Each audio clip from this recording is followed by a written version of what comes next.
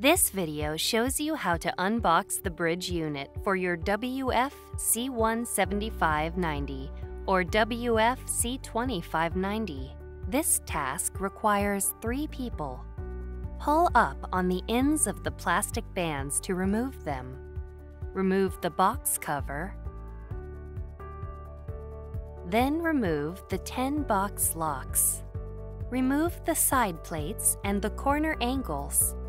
Remove the foam cushioning materials. Take off the plastic bag covering the unit.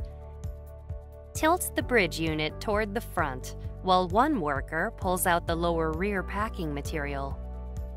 Then, tilt the bridge unit back while one worker pulls out the lower front packing material.